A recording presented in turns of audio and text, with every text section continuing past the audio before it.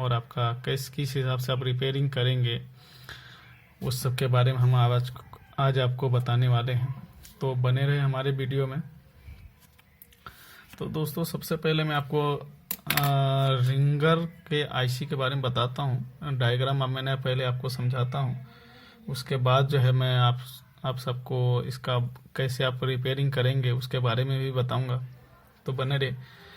तो रिंगर जो आईसी होता है वो आपका 9 बॉल्स का होता है, 9 बॉल का होता है ये।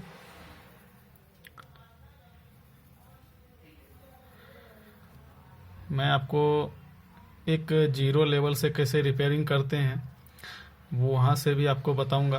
आपको मैं पहले स्टार्ट यहाँ से कर रहा हूँ, कैसे हम इसको समझेंगे, कैसे इसको हम रिपेयरिंग करेंगे।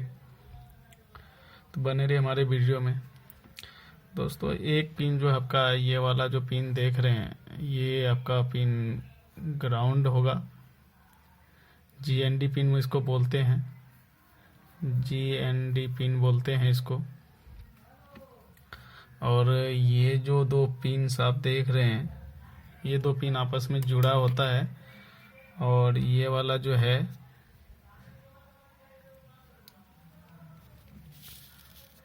ये वाला जो दोस्तों, यहाँ पे एक आपको कैपेसिटर देखने को मिलेगा।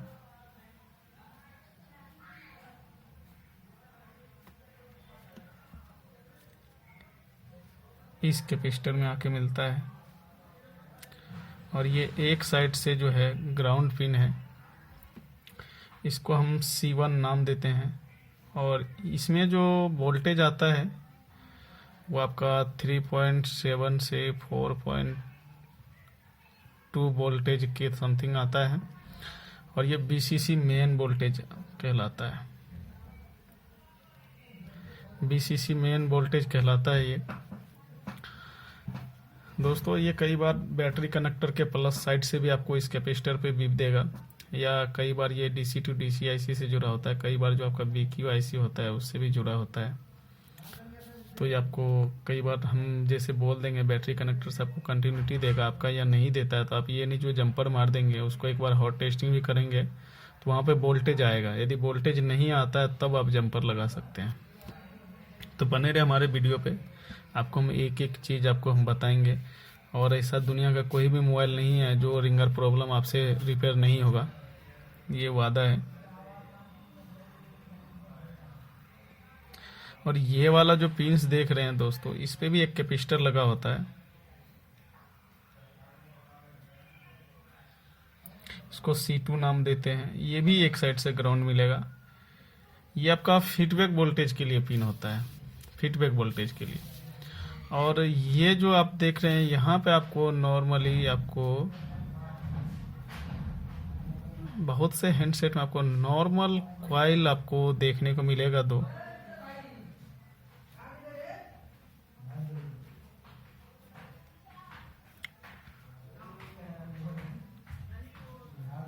L1 L2। और इसका जो ट्रैक जाता है,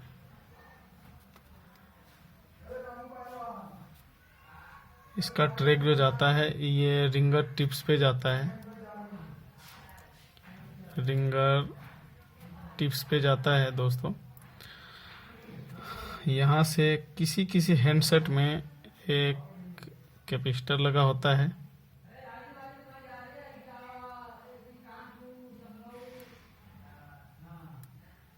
कैपेसिटर लगा होता है। ये कैपेसिटर दोस्तों सब में कंपलसरी नहीं है, किसी में होता है किसी में नहीं होता है। और यहाँ जो आप इसमें यहाँ से ट्रैक आपका इसमें कॉइल में जाता है।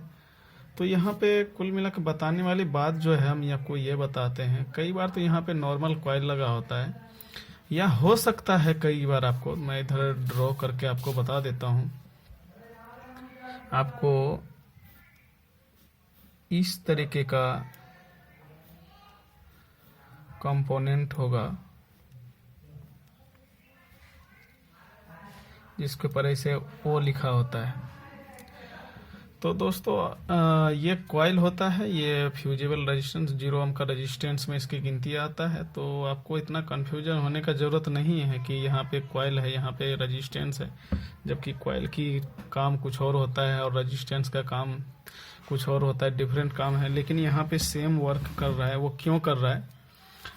क्योंकि मैं आपको दोस्तों एक छोटा सा जानकारी देना चाहता हूँ कि यदि रेजिस्टेंस 50 ओम से नीचे का होता है तो उसके अंदर कंडक्टर यूज किया जाता है बनाने के लिए।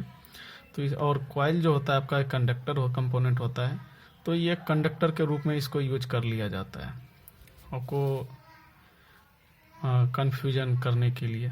तो आपको कंफ्यूज नहीं होना है। आपको चेकिंग इसमें भी आपको बीप का आवाज़ देगा और यहाँ इसमें भी बीप का आवाज़ देगा। तो आप जो यहाँ से चेक करेंगे, आपको इस जो रिंगर आईसी के पास कॉइल होता है, यहाँ पे बीप आना चाहिए और यहाँ से आपको यहाँ पे बीप होना चाहिए। ध्यान रहे एक बात का कि आपका यहाँ पे रिंगर लगा हुआ नहीं होना चाहिए जब आप चेकिंग करेंगे। तो उससे क्या होगा, आपका क्रॉस में भी बीप देगा और इधर से बीप देगा, तो आपको पता नहीं चलेगा कि कौन सा ट्रैक फॉल्ट है, कौन सा ट्रैक फॉल्ट नहीं है। तो रिंगर रिमूव करके जब आपको ये चेक करना है तो यहाँ तक बीप आना चाहिए। उसके बाद जो है दोस्तों, मैं इधर का सर्किट ड्रॉ करने वाला हूँ, बने रहे वीडियो में।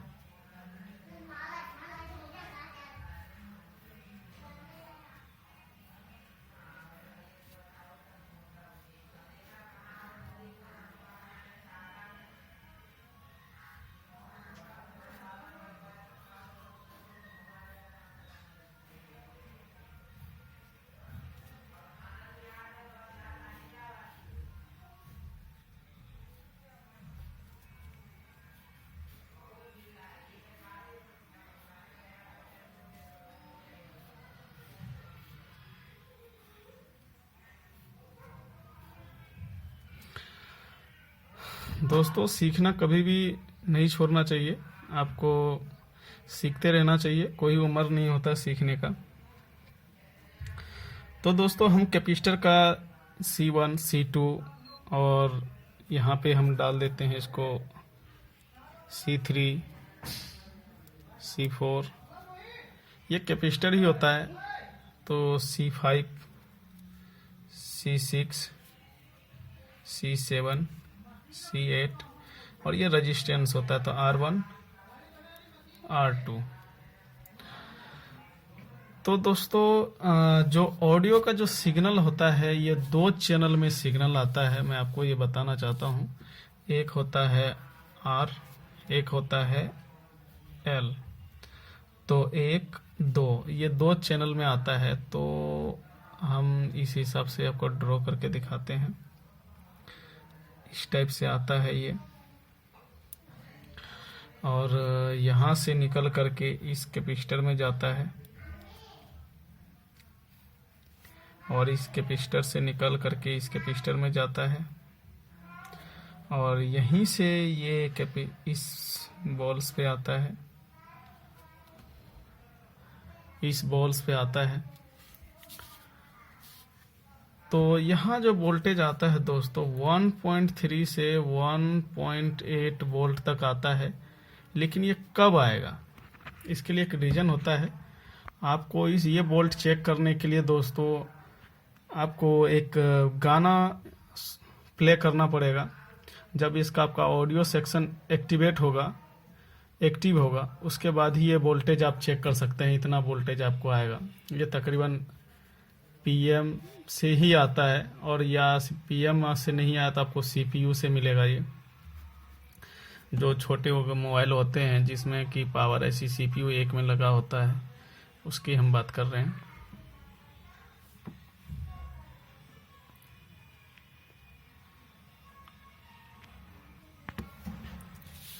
तो अब हम जो है इसका वोल्टेज की जो को बता दिए। ये वाला एक BCC मेन वोल्टेज आएगा जो एक कैपेसिटर के थ्रू यहाँ पे आ सकता है, और इसका आपका ये वाला वोल्टेज जो आपको मिलेगा, जो ऑडियो सिग्नल होता है, ये आपको 1.3 से 1.8 वोल्टेज में मिलेगा। लेकिन आपको जब ये ऑडियो सेक्शन आपका एक्टिव होगा जब ही मिलेगा ये आपको वोल्टेज।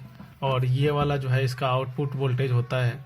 तो आपको पहला स्टेप आप जो रिपेयरिंग का होगा दोस्तों, आपका रहेगा सबसे पहले आप मोबाइल का जो बेसिक्स चीज़ को चेक करना है, जैसे कि वॉल्यूम उसका फुल है या नहीं है, वॉल्यूम फुल होना चाहिए। उसके बाद उसका रिंगर को चेक करेंगे, रिंगर ओके है या नहीं है।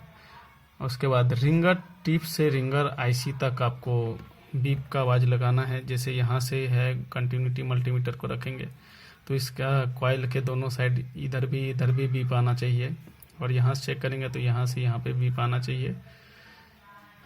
उसके बाद जब वो इसका कूल टेस्टिंग और करेंगे तो जैसे कि ये वाला कैपेसिटर शॉर्ट नहीं होना चाहिए, ये कैपेसिटर शॉर्ट नहीं होना चाहिए, ये सब चीज़ आप चेक कर लेंगे। तो फिर आपकी बात आती है हॉट टेस्टिंग में। हॉट टेस्टिंग जैसे करेंगे तो आपको सिर्फ बैटरी लगाना है, आपको मोबाइल चालू नहीं करना है उस कंडीशन में। सिर्फ आप बैटरी लगा देंगे तो आपका इस रिंगर के इस कैपेसिटर के इस साइड पे आपको वोल्टेज मिल जाएगा 3.7 से 4.2 का समथिंग यहाँ पे मिल जाएगा वोल्टेज। आपको कुछ करने का ज़रूरत नहीं है, सिर्फ आपको बैटरी कनेक्ट करना है। और ये वोल्टेज यदि मिल जाता है आपका तो आपको जंपर लगाने की ज़रूरत नहीं है आपका बीवेट से। यदि ये वोल्टेज नहीं मिलता है तो आपको यहाँ पे एक बीवेट से आपको जंपर लगाना पड़ेगा कैपेसिटर के इधर वाले साइड, नेगेटिव साइड पे नहीं लगाना है, उतना ध्यान रखना है आपको। अब बात करते हैं यदि आपका ये यहाँ का पूरा ओके होता है, फिर यदि आप इस लाइन का चेकिंग करना है तो इसके लिए आपको एक सॉन्ग्स प्ले कर देना है डिस्प्ले पे। भले इसमें रिंगर लगा हो या नहीं लगा हो, उससे कोई मतलब नहीं है। आप रिंगर निकाल के हटा दें तब फिर भी आपको सॉन्ग्स जैसे ही आप चालू करेंगे तो आपको ये वाला वोल्टेज मिलेगा दोस्तों। और ये वोल्टेज मिलता है ऐसे ही जिस तरीके से मैंने ड्रॉ किया है उस तरीके से आपको उसका टेस्टिंग करना है। यदि ये वोल्टेज मिल रहा है और ये भी वोल्टेज मिल रहा है तब भी आपका रिंगर नहीं चल रहा है, तब आपको ये आईसी को चेंज करना है। ना कि बहुत से हम टेक्नीशियन को देखें दोस्तों, क्या होता है स्टेप बाय स्टेप वो रिपेयरिंग नहीं करता है, रिंगर नहीं चलता है, यहाँ से यहाँ तक वो तकरीबन मैं यहाँ तक चेक कर ही लेते हैं वो, लेकिन यहाँ से आगे उनको समझ में नहीं आता है। पहले उसको चेंज कर देते हैं, हो गया तो ठीक है, नहीं हुआ तो उस सेट को वो रिटर्न कर देता है। तो आपको मैं आशा करता हूँ कि आपको ये हमारी दी हुई जानकारी बढ़िया समझ में आया होगा। यदि आपको दोस्तों किसी और भी सेक्शन का वीडियो चाहिए इसी डायग्राम के थ्रू तो आप नीचे कमेंट करें और वो सेक्शन का हम कोशिश करेंगे आपको वीडियो बना करके देने के लिए। Thank you.